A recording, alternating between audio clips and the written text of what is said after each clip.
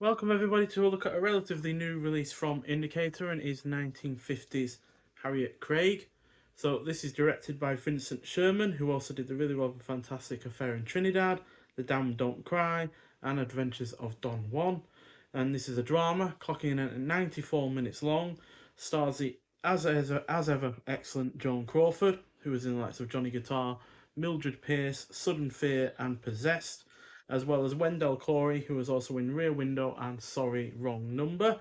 So, manipulative and possessive Harriet controls every aspect of the lives of her husband Walter and cousin Claire, and schemes to destroy their chances of happiness. However, when they become aware of her treachery, her world begins to fall apart. So, this drama primarily hinges on the lead performance from Joan Crawford, who is excellent given that she's absolutely nails the complexity of the titular character, be it from her selfish and controlling ways to the reasons why she is that way.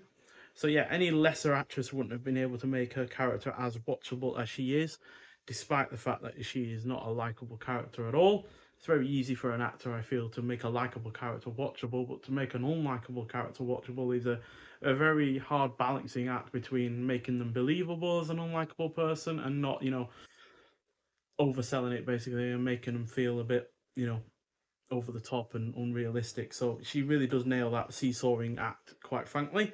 The rest of the cast is also good. The limited sets are used rather effectively. The pacing is on point. The plot is engrossing throughout. The score is decent and it is well shot, while also having a suitably downbeat conclusion. So I wouldn't say it's a particularly entertaining film. And yeah, it obviously could go a little bit further in terms of its themes. I'd say, but for something from 1950 to have an actress in the leading role in an unlikable role, it's quite a daring effort, quite frankly. So yeah, 4 out of 5 from me.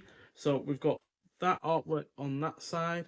We've got the disc on the inside, obviously, and then we've got the reversible sleeve artwork as well. That's more in line with the original, I believe, but I don't think either of these are original artworks. Then we also have a booklet, which, as per usual from Indicator, despite this being a single disc limited edition release, it's yeah, a decently sized one. It's not thin at all. So inside we have your cast and your crew, and then we have Don't Try to Tell Me About Love, Joan Crawford and Harriet Craig by Pamela Hutchinson from 2025. So we have shots from the film. There's our two leads, Joan Crawford and Wendell Corey. And then the other again. And then you have some of the supporting cast there, alongside Wendell Corey. So yeah, most of it is set within her house that she has very much a lot of control over. It's brought up time and time again throughout the film that it's a very cold house. It's not a very warm or loving house, and her husband on occasion he really does look like he doesn't feel comfortable being there, just from him sitting on a sofa, for instance. And yeah, there's no real comfortable cushions or anything like that, and it just feels like a very hard house to be existing in. And then we've got Making Harriet Craig, a studio affair. So this film is actually based on a 1925, I think, Broadway play called Craig's Wife. Thankfully, they changed the title of the film, to be honest, because yeah, that just doesn't sound like a very you know agency kind of film for the character of Harriet Craig. Makes her seem like a possession more than anything else, when she's quite clearly her own person. She's quite clearly the one that is in control of practically everything. She is not just a wife, she is the linchpin of the whole relationship, and that is a positive and, quite frankly, also a negative for their relationship. And then we have a critical response. So inevitably, critics of Harriet Craig consider the film in relation to its Broadway origins and the screen adaptations of 1928 and 1936, as Bosley Crowther wrote in the New York Times. So yeah, we have a some archival critical responses there.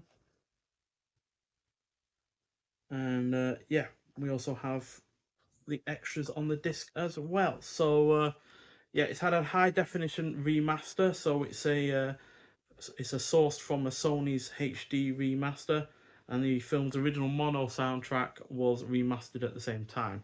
Looks perfectly good, no issues whatsoever with it, especially since it is a black and white cinematography, so which can at times look a bit iffy if they're remastered well. But yeah, it has been remastered well, and the original mono audio, which it has, is also fairly solid. It's also got audio commentary with critics and writers Glenn Kenny and Farron Smith Name from 2025. It got a World of Control from 2025, clocking in at 19 minutes long, and that's got academic and film historian Lise Lankman, who discusses the making of the film and its place in Joan Crawford's career. Me personally, I think this is like a precursor to her 60s work where she would go and, well, I don't like to use this term, but it's, it's a way to kind of emphasize her films like What Happened to Baby Jane, Straight Jacket, I Saw What You Did, Berserk, films like that where she has obviously mental health issues and is therefore quite unstable. It feels like a precursor to those. Obviously, her mental health state is also quite on the edge in this film, no doubt about that. But it doesn't quite go into the whole murder or pulling hair out and trashing the place or anything like that. But it definitely does feel like a precursor to that part of her career. Then you got the Campbell Playhouse, Craig's Wife from 1940, clocking in at 44 minutes long, and that is a radio play adaptation of George Kelly's 1925 play, starring Orson Welles and Anne Harding. And then you got Lux Radio Theatre, Craig's Wife from 1941, clocking in at 51 minutes long. That's a subsequent radio adaptation of the play, starring Rosalind Russell, Herbert Marshall, and Balula Bondi. And then you got the original theatrical trailer, Image Gallery, and new and improved English subtitles for the deaf and hard of hearing. Um, don't think it says anything about the artwork. It could very well be just two different posters that I've not seen before. And this is a worldwide premiere on Blu-ray as well, and it's limited to 3,000 copies in the UK. So yeah, really really interesting film, to be honest. It's not my most favourite film from Joan Crawford. I would say some of other efforts, especially the ones that I've already mentioned in terms of filmography, are better.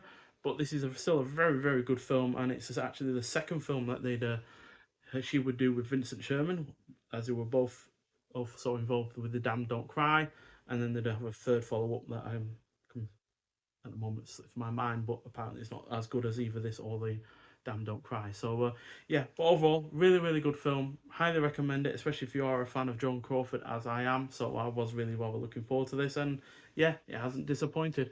Nonetheless, so thank you for watching. If you have seen this film before, I'd hear your thoughts on it, and I'll see you in the next one. Bye.